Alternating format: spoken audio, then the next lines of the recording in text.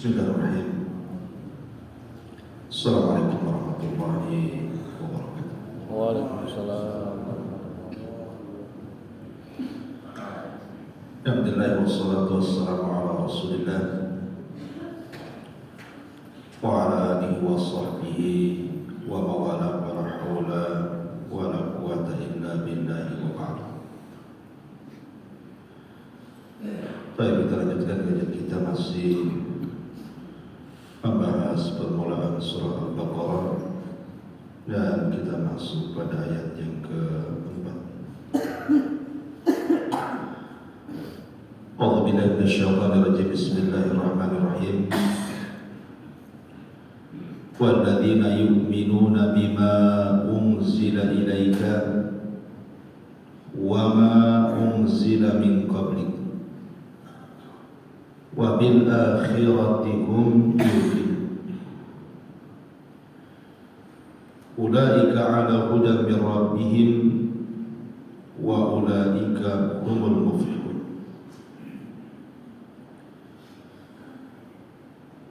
Dan orang-orang yang mereka beriman dengan apa yang diturunkan kepadamu ya Muhammad dan apa yang diturunkan sebelummu, dan dengan perkara akhirat mereka sangat yakin. Mereka itulah orang-orang yang di atas petunjuk dari Rabb mereka, dan mereka itulah orang-orang yang beruntung.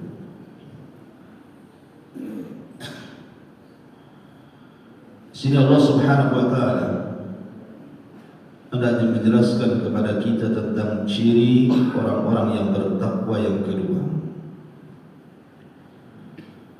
Siapa mereka? Orang-orang yang beriman dengan yang diturunkan kepada Rasul, maksudnya Rasul kita, dan juga kepada Rasul-Rasul sebelumnya. Allah Subhanahu wa ta'ala mendahulukan apa yang diturunkan kepada Rasul kita sebelumnya, menjelaskan tentang apa juga yang diturunkan kepada Rasul-Rasul sebelumnya. Kenapa Allah dahulukan Al-Quran dibandingkan kitab-kitab sebelumnya? Ulama tafsir mengatakan karena hanya satu-satunya kitab yang bisa dipertanggungjawabkan hanyalah Al-Quran. Makanya Allah dahulukan Al-Quran. Dan orang-orang yang beriman dengan yang diturunkan kepadamu maksudnya Al-Quran, dan apa yang diturunkan sebelum maksudnya Injil, Zabur, Taurat, termasuk juga Suhuf. Sedikit saya bercerita kenapa Al-Quran itu bisa kita pertanggungjawabkan baik secara sanad ataupun matan. Karena kalau kita melihat kitab-kitab sebelum Al-Quran secara sanad itu dipertanyakan. Contoh saja umpamanya Injil. Injil ini yang disepakati itu kan 4 menurut mereka. Yang disepakati 4. Yang pertama ada namanya Matius, kemudian Lukas, kemudian ada Yohanes, dan ada Mata. Kenapa secara sanad dipertanyakan soal Injil ini? Karena 2 Injil ditulis Hawariun. 2 Injil ditulis Hawariun, sementara 2 Injil ditulis oleh murid-muridnya Hawariun. Gambarannya seperti ini. Ketika Nabi Isa alaihi salatu wassalam dikepung oleh tentara Romawi, kemudian Isa ketika itu mengumpulkan Hawariyunnya yang berjumlah 12 orang. Maka Isa bin Maryam meminta kepada 12 Hawariyun ini, siapa di antara kalian yang mau kuserupakan wajah? Konsekuensinya dia akan ditangkap, disalib dan dibunuh. Maka salah satu Hawariyun yang paling muda berdiri dan mengatakan, saya siap untuk menggantikan posisinya. Maka Isa kemudian mengusap wajahnya. Makanya Isa disebut Al-Masih. Masih itu artinya yang mengusap. Maka diusap wajahnya mirip dengan Isa.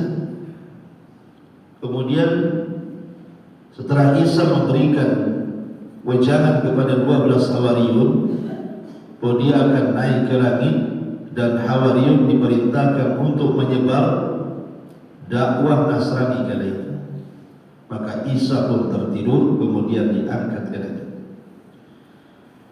Dan ini pendapat jumhur ulama bahwa Isa itu tidur diangkat ke langit. Walaupun Imam Suyuti mengatakan Isa itu mati kemudian diangkat ke langit dan akan turun di akhir zaman. Tapi pendapat mayoritas ulama tidak. Isa tidak mati. Isa itu ditidurkan. Kalimat inni mutawaffika wa rafi'uka. Saya wafatkan kamu dan saya angkat kamu. Wafat di sini artinya bukan tidur, bukan mati tapi tidur. Sama dengan doa kita setelah tidur, ba'dama amata wa ilaihin nusyur. Setelah Allah wafatkan kita. Kalimat Allah wafatkan setelah doa setelah tidur maknanya tidur, bukan wafat betulan begitu. Karena tidur sendiri adalah saudara kematian. Maka kemudian Isa diangkat ke langit. Kemudian diletakkan di langit kedua. Dan Rasul pernah berjumpa dengan jasad dan ruh dalam peristiwa Isra dan juga Mi'raj. Maka kemudian orang-orang Yahudi, tentara Romawi ini menangkap orang yang diserupakan. Lah yang 11 muridnya Isa ini yang kemudian menyebar kemana-mana. Nah di antara murid-muridnya Isa itu ada namanya Matius.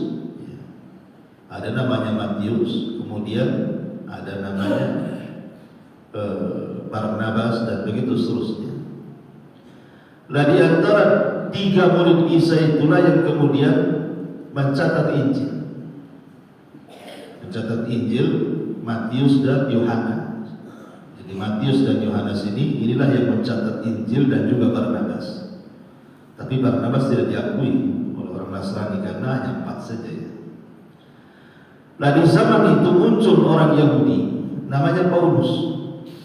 Dalam bahasa Arab Bulus, dalam bahasa mereka disebut Paulus. Paulus ini orang kejam, orang Yahudi. Dia tidak suka dengan orang Nasrani dan suka membantai orang-orang Nasrani di zaman itu, padahal sezaman dengan Hawariyun. Akhirnya kemudian Paulus ini mengaku dirinya Rasul. Dan dia mengatakan bahwa aku melihat Isa turun dari langit. Dan Isa mengatakan kepada diriku bahwa engkau adalah utusan Allah. Bayangkan ada orang jahat jadi nabi. Paulus ini suka bantai orang-orang Nasrani. Tapi kemudian mereka yasa bahwa dia diangkat menjadi Rasul dan Tuhannya adalah Isa. Jadi yang menuhankan Isa pertama kali siapa? Paulus. Dia orang Yahudi yang pura-pura masuk Nasrani. Dia punya murid namanya Markus dan Lukas. Nah Markus dan Lukas murid Paulus ini ngarang Injil juga. Namanya Injil Markus dan Lukas. Jadi ada Injil Yohanes, ada Injil Paulus, ada Injil Matius, ada Lukas. Pokoknya 4 Injil ini sepakat. Artinya secara sanad 2 Injil ditulis Hawariyun dan 2 Injil ditulis oleh zaman setelah Hawariyun. Ini Injil disepakati. Jadi secara sanad saja bermasalah. Karena Injil aslinya kan kita tidak tahu. Isa diangkat ke langit kan? Seperti apa Injil aslinya? Sudah diturunkan kepada Isa. Karena Injil-Injil yang ma'ruf di tengah masyarakat kita yang menjadi pegangan saudara kita dari kalangan Nasrani itu, sekali lagi secara sanad dipertanyakan. Karena yang menulis mungkin dalam bahasa kita ini 2 sahabat dan 2 tabi'in. Nah, Matius dan Yohanes itu sahabat gitu. Markus dan Lukas tabi'in, muridnya Paulus. Sementara Paulus ini orang jahat. Makanya orang Nasrani itu dirusak oleh Paulus sebenarnya. Yang merusak agama Nasrani itu adalah orang namanya Paulus. Dulu suka bantai orang-orang Nasrani. Bahkan ada tulisan yang sangat bagus sekali yang dikarang oleh ulama NU, Dr. Said Agil Sirat itu ngarang kitab tentang risalah Paulus. Waktu dia masih sekolah di sana, itu risalah S2 dia tentang kepalsuan Paulus ketika memberikan risalah-risalah ke kabilah-kabilah di zaman itu. Intinya bahwa secara sanad bermasalah. Kemudian yang lainnya juga banyak, karena kan Injil banyak, itu disepakati pas saja. Sementara ada Injil-Injil yang digunakan referensi oleh mereka, dan itu jumlahnya hampir 40. Jadi yang pegangan yang 4, yang referensinya itu kok 40 lebih. Sekarang pertanyaannya, dari 4 Injil itu, atau mungkin ditambah dengan Barnabas, Injil yang mana yang kita bisa pegang? Kebanyakan Injil kan? Sementara satu Injil dengan Injil yang lain kadang-kadang bertentangan. Jadi secara sanad bermasalah, secara matang juga bermasalah karena bertentangan satu Injil dengan yang lain. Itu kalau kita bicara tentang Injil. Naik dari Injil ke Zabur. Zabur ini bukan kitab ahkam, tidak ada hukum-hukum di dalamnya. Zabur itu kan tipis dia bro. Sehingga Zabur itu menurut para ulama hanya kinayah anil mawaid warqa'i. Dia hanya kitab bojangan saja, isinya nasihat-nasihat, diingatkan orang tentang kematian dan begitu seterusnya. Tidak ada hukum-hukum, tidak ada hukum sholat, puasa, zakat, tidak ada. Sehingga apa yang kita ambil dari Zabur tentang hukum-hukum, tidak ada hukum-hukum dalamnya. Makanya Nabi Daud sendiri kalau berhukum masih berhukum dengan Taurat. Jadi Nabi Sulaiman dan nabi-nabi setelah Daud itu tidak ada yang berhukum dengan Zabur, karena Zabur itu tidak ada ahkam, tidak ada hukum-hukum dalamnya. Ya kitab tipis, hanya bentuknya taronum saja. Seperti dalam bahasa kita bait-bait syair gitu saja yang dinazamkan. Makanya Daud itu memiliki banyak suara. Kalau dia baca Zabur itu sampai-sampai Al-Quran mengatakan burung-burung dan gunung-gunung itu ikut berkicau. Kemudian naik dari Zabur ke Taurat. Secara sanad pun Taurat bermasalah. Kenapa? Karena ketika Nabi Musa alaihi wassalam selama 40 hari ke Bukit Saida hendak mendapatkan mandat Taurat, terjadi pemurtadan hebat di Bani Israel oleh seorang munafik namanya Samiri. Jadi Samiri membuat patung anak sapi karena dia punya pasir yang pernah dipijak kudanya Jibril. Ketika dia sudah selesai membuat patung anak sapi, disemburkan ke pasir itu ke mulut patung anak sapi. Hidup pula patung anak sapi itu. Maksudnya bersuara. Allah mengatakan lahu kuat. Ada suara yang keluar dari patung anak sapi itu. Sehingga Samiri mengatakan kepada Bani Israel, lihat Musa jauh-jauh cari Tuhannya ke Bukit Saida, padahal Tuhannya ada di sini. Maksudnya patung anak sapi. Dari sini kemudian banyak Bani Israel yang murtad dan mengikuti agama Samiri. 40 hari ditinggal bisa murtad tuh Bani Israel. Lah ketika Musa kemudian diberitahu oleh Allah agar cepat pulang karena bermasalah dengan Bani Israel, pulang Musa. Sesampainya di tengah-tengah Bani Israel, murka Musa. Kenapa? Karena sebagian besar Bani Israel sudah menyembah patung anak sapi dan yang lainnya tawakuf. Saking marahnya Musa pun melempar Taurat dan pecah papannya. Lah ketika pecah papannya inilah awal penyimpanan Bani Israel, karena Taurat itu sudah pecah. Sampai dia kemudian mendatangi saudaranya Harun di jambaknya, rambut dan janggutnya, kemudian disalahkan. Kenapa bisa Bani Israel menyembah patung anak sapi? Kata Harun, aku tidak sekuat kamu gitu ya. Mereka sudah mengancam untuk membunuhku, bisa apa aku gitu bahasa. Akhirnya Musa memanggil Samiri dan mengusirnya. Dari sini menunjukkan ketika papan Taurat dilempar Musa itu kan pecah, berkecah ya bahasa kita, sehingga kemudian tidak urut lagi halaman-halaman. Ini satu yang dipertanyakan. Yang kedua, di zaman Nabi Uzair yang Allah Subhanahu wa taala sebutkan juga dalam surah Al-Baqarah, "Au kalladzi marra 'ala qaryatin wa hiya khawiyatun 'ala urushiha qala anna yuhyi hadhihi Allahu ba'da mautiha fa amatahu Allahu mi'ata 'amin tsumma ba'atha." Jadi Al-Qur'an menyebutkan tentang kisah Nabi Uzair ketika dia lewat di Palestina. Tiba-tiba satu kota Palestina hancur, bukan hanya tidak ada orang, bangunannya rata dengan tanah. Rupanya sebelum kedatangan Nabi Uzair, Palestina diserang siapa? Diserang Raja Babil, namanya Bukhtun Nasr.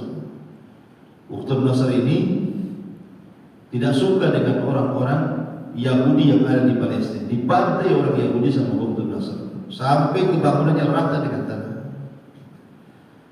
Nah, ketika itu Uzair melihat kondisi Palestina yang sebelumnya ramai, banyak bangunan, ekonomi jalan, kok bisa jadi kota mati? Makanya kemudian Uzair berpikir, anna yuhyi hadhihi Allahu ba'da mautiha. Mungkinkah Allah bisa menghidupkan kota yang mati ini? Maka Allah Subhanahu wa taala menurunkan Uzair selama 1 abad. Kemudian setelah dibangunkan, rupanya kota itu sudah hidup lagi. Kemudian dia pulang ke rumahnya, tidak ada yang kenal Uzair kecuali pembantunya yang sudah nenek-nenek, sudah tua gitu, dan memberitahu bahwa Uzair masih hidup. Akhirnya kemudian orang-orang mengadu kepada Uzair bahwa papan Taurat hilang saat penghancuran Baitul Maqdis dan juga Palestina oleh Bukhtun Nasr itu. Papan Taurat hilang, entah kemana. Mungkin sudah tertimbun atau dihancurkan Bukhtun Nasr, wallahu a'lam.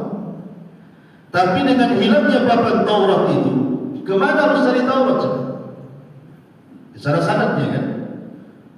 Akhirnya kemudian dalam riwayat Allah Subhanahu wa taala ilhamkan Uzair untuk menghafal Taurat di kepalanya. Papannya enggak ada, tapi Uzair diilhamkan dia mampu mengajarkan Taurat. Karena Uzair sanggup menghafalkan Taurat tanpa harus memegang papan. Sejak itu orang Yahudi tersesat dan menganggap Uzair itu anak Tuhan, kan hafal Taurat. Dari sini Allah mengatakan, wa qalatil yahudu Uzairun ibnullah wa qalatin nasara al-masih ibnullah dzalika qauluhum bi afwahihim yudhahibuna qaulal ladina kafaru qatalahumullahu anna yufakun. Orang-orang Yahudi mengatakan Uzair itu anak Allah hanya gara-gara dia hafal Taurat. Dan orang-orang Nasrani mengatakan Isa adalah anak Allah. Dan yang pertama kali menyesatkan orang Nasrani siapa tadi? Paulus. Dialah yang kemudian pertama kali menuhankan Isa di Maryam. Kemudian setelah 300 tahun berlalu, artinya pertengahan diutusnya Rasul sallallahu alaihi wasallam antara Isa dan Rasulullah, muncul pemahaman Trinitis bahwa Isa adalah satu di antara 3 Tuhan. Muncul lagi, ya kan? Akhirnya kemudian muncul pemahaman Isa anak Tuhan, Isa adalah Tuhan, Isa satu di antara 3 Tuhan. Dan jelas ini adalah akidah yang sesat, gitu ya. Karena Isa bukan Tuhan, buktinya Isa ibn Maryam akan turun di akhir zaman, gitu. Isa akan turun. Orang Nasrani juga meyakini Isa akan turun. Untuk apa turunnya Isa? Dalam keyakinan kita kaum muslimin, maka Isa turun untuk membunuh Dajjal, memimpin tentara kaum muslimin dengan Al-Mahdi, kemudian menegakkan syariat Islam. Makanya Isa turun di akhir zaman itu. Isa bukan hanya seorang nabi, tapi menjadi sahabat Nabi. Kenapa dikatakan Isa sahabat Nabi? Karena definisi sahabat itu man laqiyan nabiyya sallallahu alaihi wasallam yu'minu bihi wa mata 'ala Islam. Siapa yang berjumpa dengan Nabi, beriman dengan Nabi, mati di atas agama Islam. Itulah definisi sahabat, dan Isa masuk di situ. Isa berjumpa dengan Nabi di mana? Di langit kedua saat peristiwa Isra Mi'raj, dia melihat Nabi. Marhaban bi nabiyyin salih. Selamat datang dengan nabiku yang saleh. Kemudian wasahibin salih, dan temanku yang saleh. Artinya Isa berjumpa dengan Nabi. Masuk definisi sahabat. Kemudian turun di akhir zaman, Isa sholat di belakang Imam Mahdi, beriman dengan syariat Nabi. Kemudian sebelum mati, dia mengislamkan seluruh ahli kitab. Kemudian dia haji dan umrah, kemudian meninggal. Jadi Isa juga sahabat Nabi.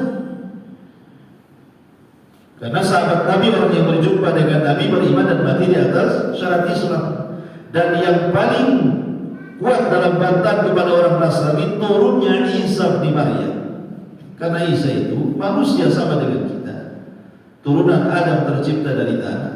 Maka karena dia tercipta dari turunan Adam yang terbuat dari tanah, dia harus kembali ke tanah. Makanya dia turun. Karena tidak ada manusia yang mati di langit, dia harus turun ke bumi gitu ya. Jadi dari banyak sisi kita katakan bahwa Isa bukan Tuhan. Dia sholat di belakang Al-Mahdi, dia perang melawan Dajjal, dia kemudian juga mati juga gitu. Tuhan bisa mati gitu. Nah, dari sini menunjukkan bahwa Isa itu nabi sama dengan nabi-nabi sebelumnya. Makanya ketika orang-orang bawahan kekuasaan Romawi, orang-orang Hamadan yang dipimpin Syarahbil, orang-orang Hamadan yang dipimpin Syarahbil, ketika Rasul mengutus surat untuk Herakli ketika itu, surat itu ditahan Syarahbil, kemudian utusannya dibunuh. Makanya ini yang mengakibatkan perang Mu'tah. Jadi surat itu dibaca oleh Syarahbil, kemudian diajukan kepada uskup akbar, pada pendeta besarnya di zaman itu. Lihat, ada seseorang yang mengaku Nabi kirimi surat kepada Herakli. Apakah kita percaya dengan surat ini atau tidak? Akhirnya kata uskup akbar, besok kita datangi saja Nabi itu. Rame-rame datang kepada Nabi. Ketika sampai di kota Madinah, orang-orang ini mengganti pakaiannya dengan sutra dan memakai emas di badannya. Kemudian menuju Masjid Nabawi, ketemu dengan Nabi. Nabi tidak mau menerima. Ketika mereka mengucapkan salam, Rasulullah langsung berpaling. Akhirnya orang-orang ini ngomong pada para sahabat, gimana sisi Muhammad itu? Dia yang kirim surat kepada kami berjumpa, berpaling pula dia. Maka Ali mengatakan, bukan masalah itu, karena pakaian kalian pakaian syukur. Gantilah pakaian sutra kalian, lucuti mas-mas kalian, kembali kepada pakaian safar kalian. Saya yakin Muhammad Nabi kami akan berjumpa dengan kamu. Akhirnya mereka menukar lagi pakaiannya.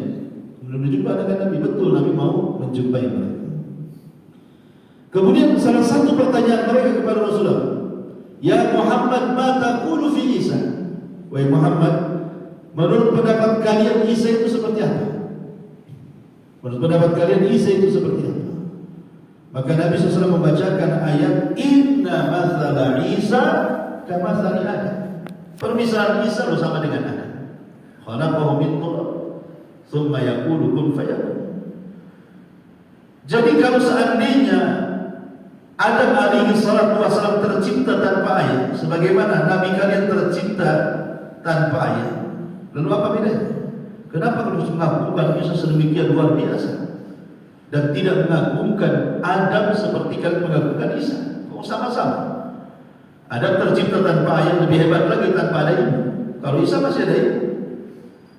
Tapi kenapa kalian melebihkan Isa melebihi Adam, gitu maksudnya? Makanya Allah mengatakan inna mathala Isa kamathali Adam. Permisalan itu sama dengan Adam. Kenapa harus diagungkan? Akhirnya kemudian mereka enggak menerima nasihat Rasul. Maka Rasul marah dan mengatakan, kalau kalian tidak yakin, ayo kita mubahalah. Rasul ngajak mubahalah. Akhirnya mereka siap mubahalah. Kemudian mereka pulang hendak membawa keluarganya untuk mubahalah. Di tengah jalan ragu-ragu di antara mereka, gimana ya kalau Nabi itu betulan Nabi, celaka kita mubahalah kan? Lebih gak usahlah mubahalah kan? Balik lagi kemudian ngomong sama Nabi SAW, ya Muhammad kami tidak jadi mubahalah. Terserah apa yang kau kehendaki dari kami. Kalau begitu kata Rasul, kalian berjizya. Kalau tidak saya pergi. Nah, dari sini menunjukkan bahwa ketika Rasulullah SAW membacakan Inna mathala Isa kamathali Adam, permisalan Isa itu sama dengan Adam. Artinya Isa Nabi, Adam juga Nabi. Isa bukan Tuhan sebagaimana Adam juga bukan Tuhan. Kalau hanya karena dia terlahir tanpa bapa, itu maksudnya. Adam juga terlahir tanpa bapa. Tapi Adam tidak ada satu agama pun yang menuhankan Adam. Tidak ada. Satu agama manapun yang menuhankan Adam pun tidak ada. Tapi yang menuhankan Isa ada. Ya orang Nasrani itu, mereka menuhankan Isa di Maryam. Adapun kemudian suhuf makin tidak jelas lagi. Ya, setelah Taurat tentu naik ke atasnya ya suhuf nggak ada ceritanya. Cuma Al-Quran hanya mengatakan Inna hadza la fi suhufil ula suhufi Ibrahim wa Musa. Dalam Al-Quran ini terkandung kandungan suhuf yang pertama suhuf Ibrahim dan Musa. Artinya secara sanad baik Injil, kemudian Zabur, kemudian Taurat, kemudian suhuf itu tidak jelas. Secara matan isinya juga sama, kontradiktif. Kenapa demikian? Ya wajar karena kitab-kitab terdahulu itu tidak bisa dijaga keautentikannya karena sudah masuk kalam manusia di dalamnya. Dan itu disyaratkan dalam Al-Quran. Yuharrifuna al-kalima an mawadhi'i. Mereka suka merubah kitab-kitab mereka dengan tangan-tangan kotor mereka. Sehingga kitab mana yang sudah tercampur firman Allah dengan ucapan manusia berhak dijadikan solusi. Hanya Quran yang bisa dijadikan solusi, karena belum ada ucapan manusia masuk dalam Quran. Quran itu sejak zaman Nabi sampai hari ini ya isinya ini aja, nggak ada perubahan sama sekali.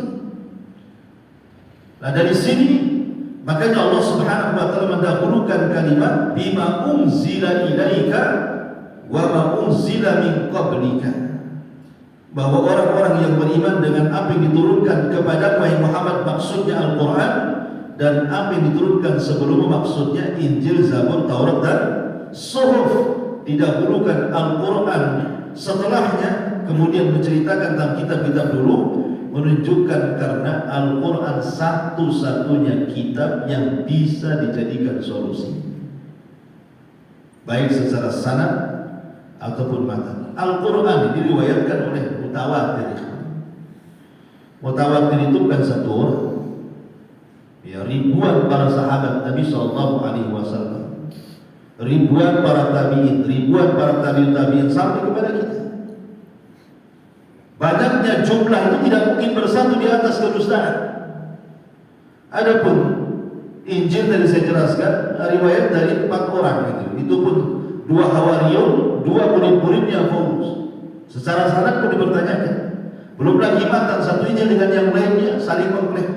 Bahkan saya dulu punya kawan orang Nasrani bercerita soal penyaliban Isa, soal paku di tangan itu diperselisihkan. Jadi Isa itu disalib begitu. Ya. Pakunya itu di sini atau di sini atau di sini. Yang ini. Itu saling menyesatkan itu soal paku. Yang pakunya di sini menyesatkan pakunya di sini. Enggak benar, bukan di sini paku, di sini. Soal paku saja saling menyesatkan. Sampai seperti itu mereka juga. Makanya jangan kira mereka itu bersatu. Allah mengatakan tahsabuhum jami'an wa qulubuhum syatta. Ya kau lihat mereka berkumpul, nampak bersatu, hati mereka itu bercerai-berai karena mereka lah yang pertama kali berpecah sebelum adanya kaum muslimin. Yang sebelumnya adalah Yahudi. Makanya Allah mengatakan iftaraqatil yahud ala 71 firqah wa iftaraqatil nasara ala 72 firqah wa sataftariqu hadhihi ummah ala 73 firqah. Jadi Yahudi dulu pecah, kemudian Nasrani, baru kaum muslimin. Tetapi pecahnya Nasrani ini juga yang keroknya Yahudi gitu. Sama dengan pecahnya kaum muslimin pun yang keroknya Yahudi. Jadi memang Yahudi yang pecah belah dari dulu sampai hari ini. Ma'asyiral muslimin yang dimuliakan Allah Azza wa Jalla. Adapun bicara tentang kitab secara global, maka Ahli Sunnah wal Jamaah mengatakan bahwa kita harus beriman terhadap kitab-kitab langit ini, baik yang dikenal namanya atau yang tidak dikenal namanya. Yang dikenal namanya ma'ruf, Injil, Zabur, Taurat, Suhuf, itu dikenal namanya. yang tidak dikenal namanya, kita pun harus beriman. Karena Nabi SAW ataupun sahabat Abi Dzar Al-Ghifari ketika bertanya soal berapa jumlah para nabi, apa kata Rasulullah? 120.000 dan riwayat 124.000. Hadis ini dihasankan oleh Syekh Nasruddin Al-Albani rahimahullah. Jadi nabi sebanyak ini, ya ada kemungkinan ada nabi-nabi itu yang diberikan kepada mereka risalah dari Allah dan tidak disebut namanya gitu. Lah yang tidak disebut namanya itulah kita harus beriman bahwa ada kitab-kitab selain daripada yang kita kenal yang diturunkan kepada para nabi yang kita tidak kenal. Makanya kita harus beriman secara rinci dan secara global. Secara rinci ya kitab-kitab yang ma'ruf namanya, secara global yang tidak ma'ruf. Walaupun ada sebagian para ulama mengatakan bahwa kitab langit itu jumlahnya hanya 104 kitab. Kitab langit itu jumlahnya hanya 104 kitab. Yang 4 ma'ruf lah ya, Zabur, Taurat, Injil dan Al-Quran. Yang 100 itu tidak ma'ruf, hanya disebut lembaran, dalam bahasa Arab disebut suhuf. Lah yang 100 kitab dirinci lagi oleh para ulama. Diberikan kepada siapa? Ada yang mengatakan yang 50 suhuf diberikan kepada Nabi Allah Syith namanya, Nabi setelah Adam sebelum Idris. Kemudian yang 30 lembarnya diberikan kepada Idris. Kemudian yang 10 lembarnya diberikan kepada Nabi Ibrahim. Dan yang 10 lembarnya diberikan kepada Musa selain Taurat. Jadi jumlahnya 100. 50, 30, 10, 10 kan ini.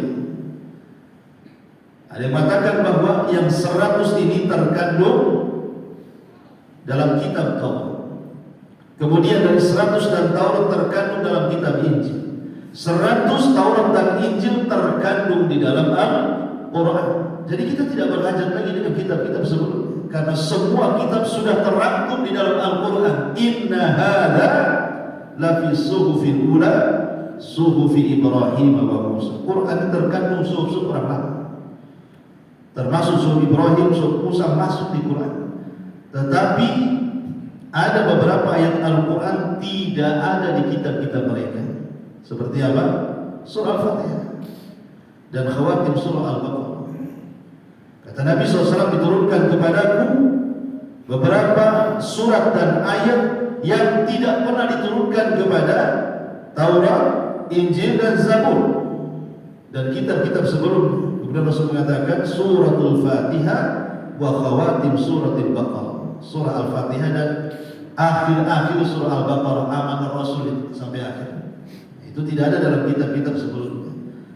Artinya bahwa Al-Quran ini satu-satunya kitab yang merangkum seluruh kitab-kitab lain. Kalau memang Al-Quran ini adalah kitab yang merangkum semua kitab lain, lalu apa hajat kita dengan kitab-kitab sebelum kita? Oh, sudah ada di Quran. Maka di zaman Rasul itu Umar bin Khattab itu bisa baca. Jadi cerdas orangnya, bisa nulis, bisa baca.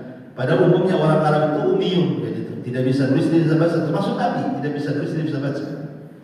Tapi Umar ini diberikan kecerdasan, dia bisa nulis, dia bisa baca. Jadi suatu ketika dia diberikan lembaran-lembaran Taurat, kemudian dibaca dia.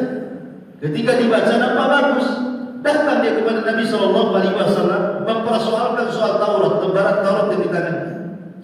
Maka Nabi SAW emosi marah dan mengatakan, amutahawwikun anta ya Ibnul Khattab. Oh, sudah bingung wahai Ibnul Khattab. Di depanku Al-Quran, taraktukum alal bayda lailuha kanahariha la yazighu anha illa halik, kata Rasulullah. Lalu aku tinggalkan Islam sudah terang dengan Quran ini. Kok kalian mau ngambil Taurat? Tidak ada yang berpaling dari Al-Quran itu kecuali sesat, kata Rasul.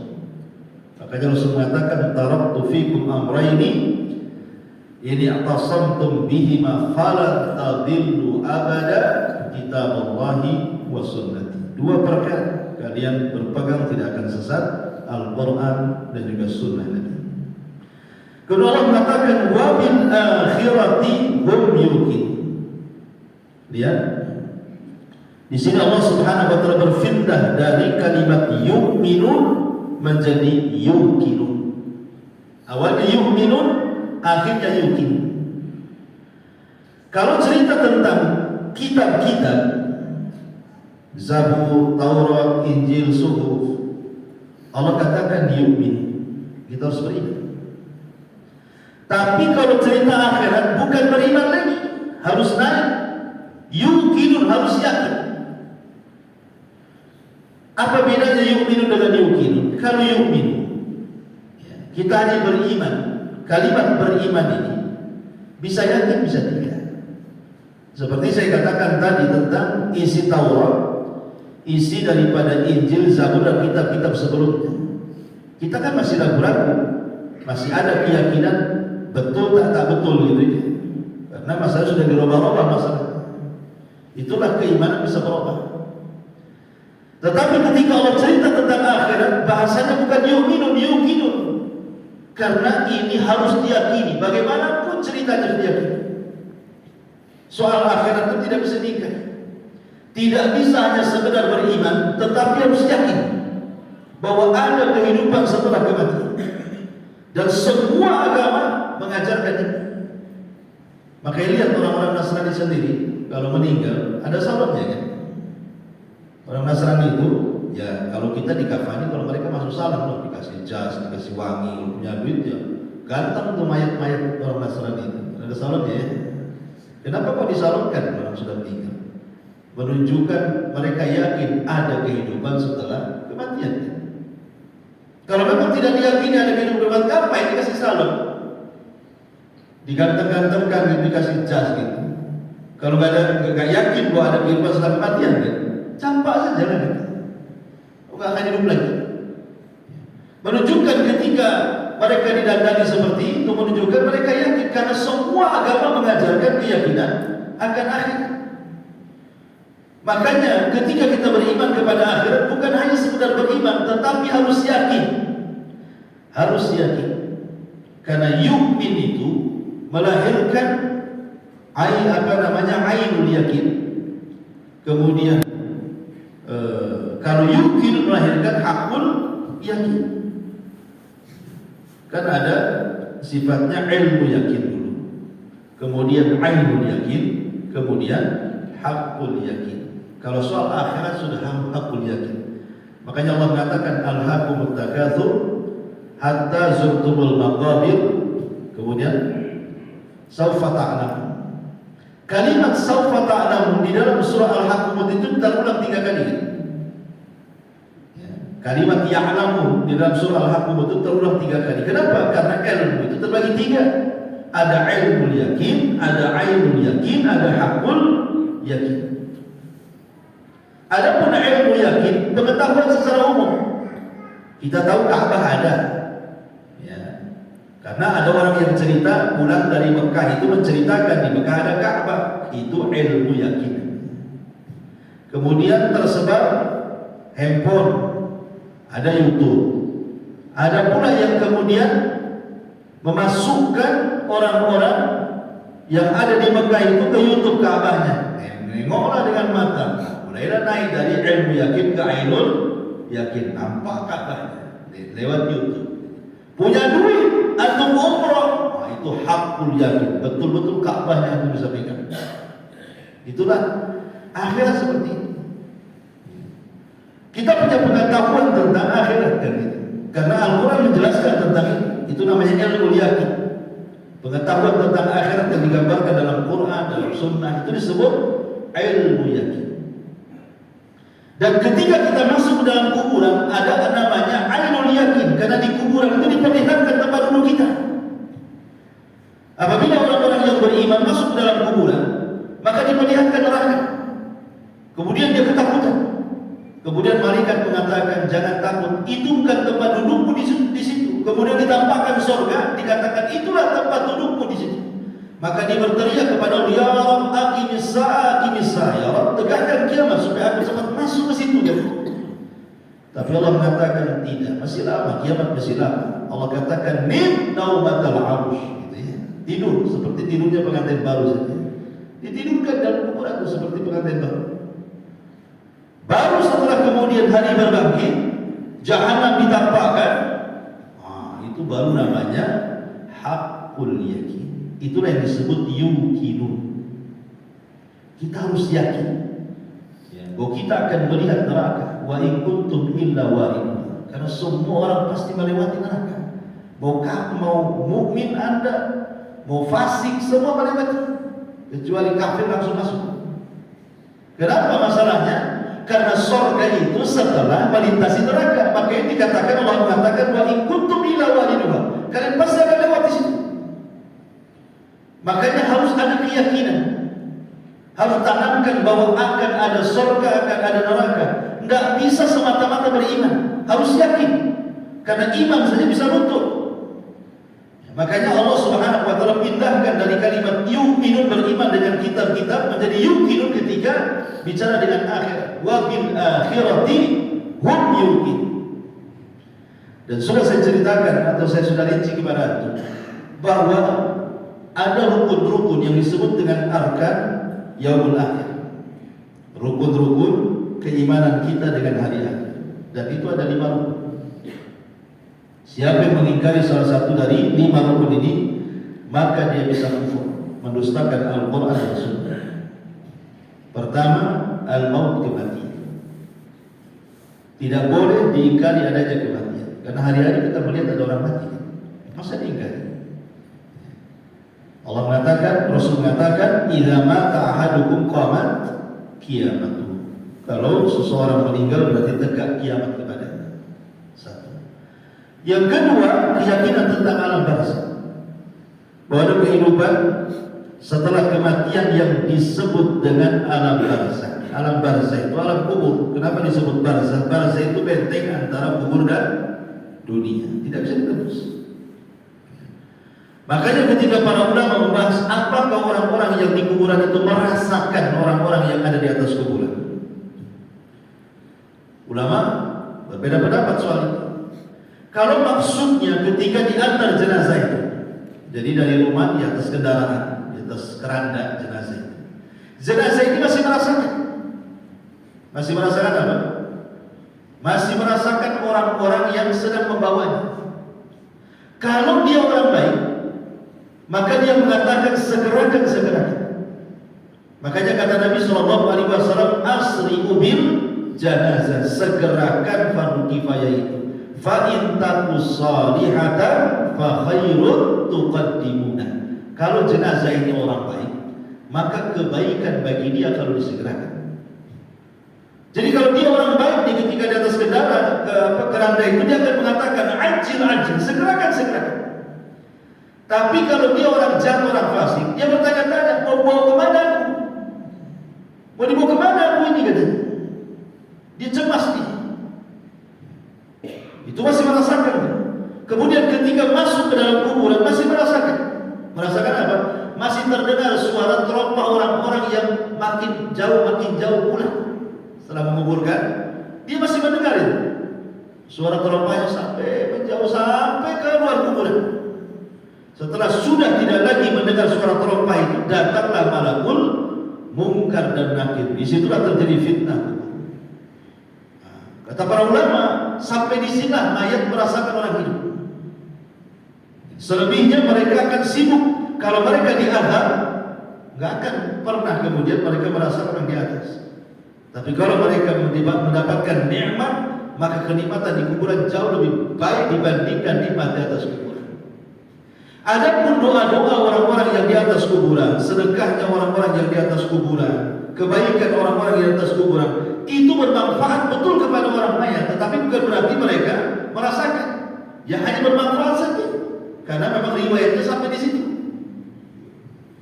Ada juga mengatakan seperti itu. Walaupun Imam Ibnu Qayyim menyebutkan dalam kitab Ruh bahwa mayat itu setiap hari Jumat itu ruhnya itu keluar, kemudian datang ke rumah-rumah menunggu sedekah orang yang di rumah.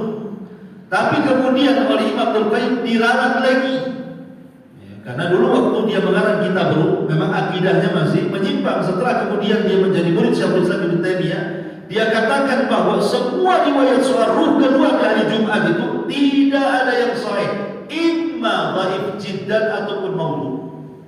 Semua palsu hadis. Tidak ada ruh hari Jumat keluar kemudian datang ke rumah kita. Jadi semua riwayatnya antara lemah sekali ataupun maudhu, palsu. Jadi cukuplah kita ini mendoakan orang-orang yang di kuburan, dia bisa dari rumah, bisa dari masjid, ya, setelah sholat dan begitu seterusnya, itu bermanfaat bagi si mayat. Terutama sedekah yang sifatnya wakaf.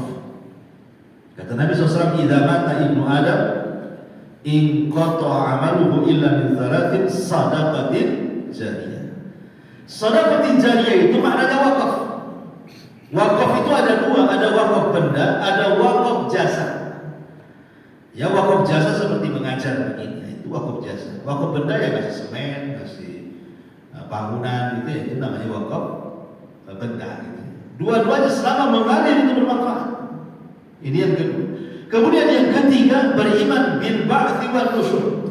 Rukun iman, rukun yaumul akhir yang ketiga adalah wajib mengimani adanya hari kebangkitan setelah manusia dikumpulkan di padang mahsyar. Kemudian yang keempat, baru kita wajib mengimani tentang adanya hisab. Dan yang terakhir, wajib beriman tentang adanya jaza balasan imma al-jannah wa imma an-nar. Boleh jadi orang masuk surga, boleh jadi orang masuk neraka. Ini disebut arkan yaumil akhir. Kematian, alam barzah, kebangkitan, hisab dan balasan. Satu diingkari kufur. Karena semua terangkum di dalam Al-Quran. Allah mengatakan, "Ulaika ala hudan min rabbihim wa ulaika humul muflihun." Mereka lah orang-orang yang di atas petunjuk dari Rabb mereka, dan mereka lah orang-orang yang akan beruntung. Wallahu a'lam. Sampai di sini. Silakan ada yang mau bertanya.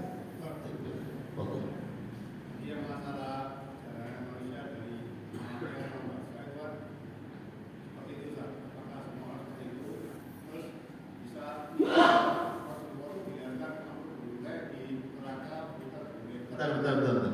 Pertanyaan pertama gimana? Ya, orang itu kan melalui kematian sampai bisa. Dengan Rasulullah pernah Miraj ditunjukkan aku dulu terbunuh juga. Apakah aku dulu itu tidak melalui fase seperti itu? Kurang dengar pula.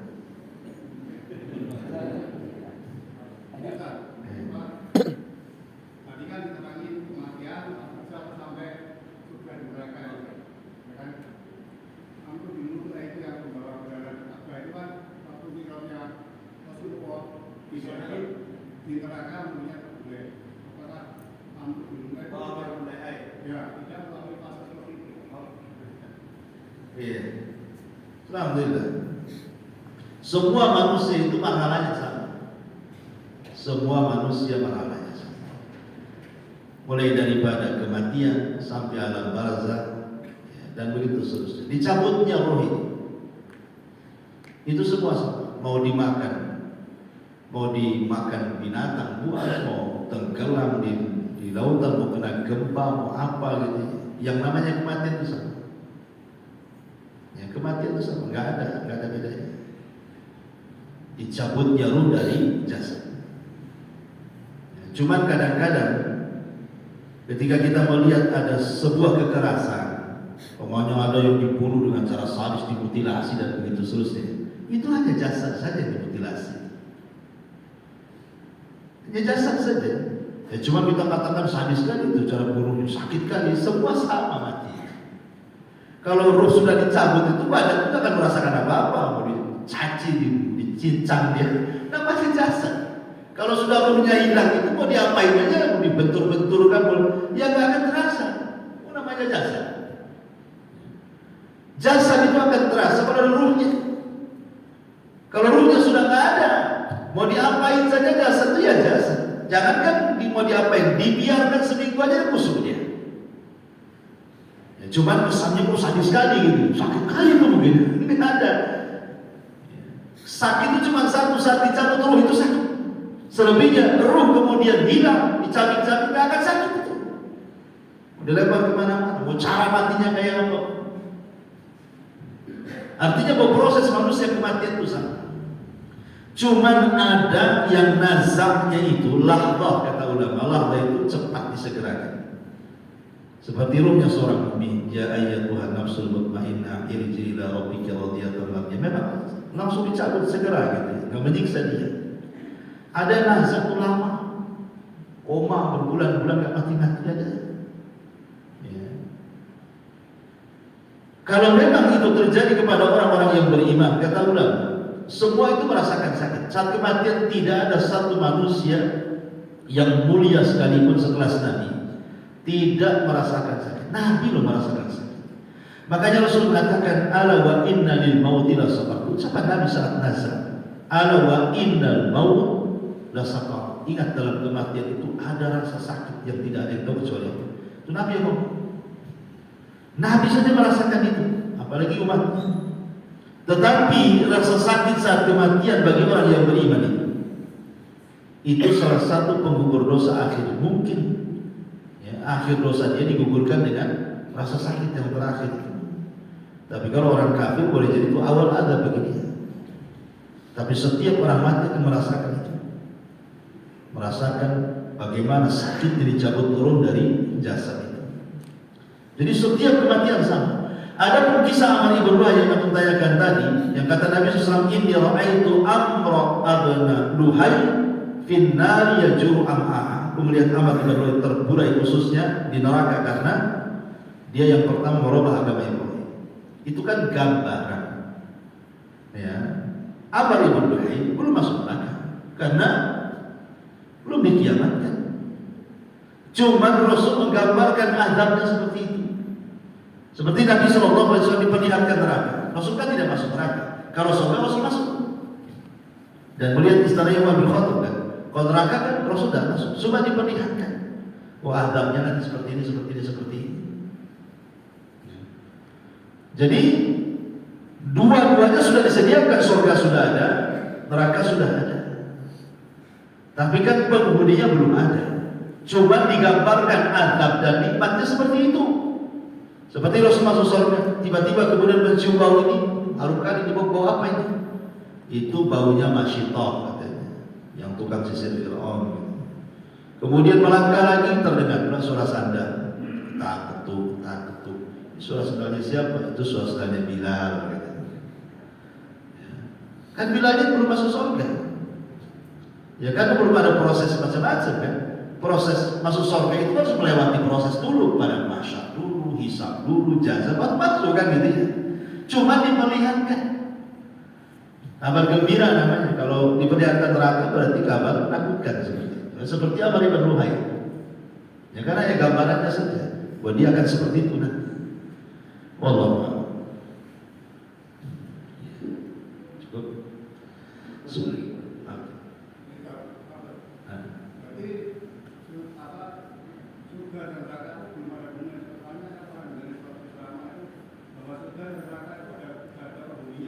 Ya penghuni bidadari di surga ya ada. Cuma maksudnya penduduk dunia yang masuk surga itu belum ada kan. Penduduk dunia ya. Ya. Kalau penduduk surga ya sudah ada, bidadari kan diciptakan di surga. Dan Rasul pernah melihat bidadarinya Umar. Kalau maksudnya pernah dimasuki surga, pernah dimasuki Nabi ada. Nabi ada pernah tinggal di surga. Rasul pernah masuk surga. Ya, tapi kan dikeluarkan lagi ada. Ada pun neraka ya belum ada, kecuali ruhnya orang-orang yang ada di kuburan. Ya, kalau mereka ruhnya orang-orang jahat, mereka tersiksa di neraka, bolak-balik ke kuburan. Tapi bukan berarti penghuni permanen di situ, tidak. Itu nanti prosesnya setelah ada hisab, ada jazaa, ya barulah dimasukkan. Kan belum ada proses apa-apa. Kiamat aja belum ada. Ya, cuma ada orang masuk neraka ceritanya. Allah.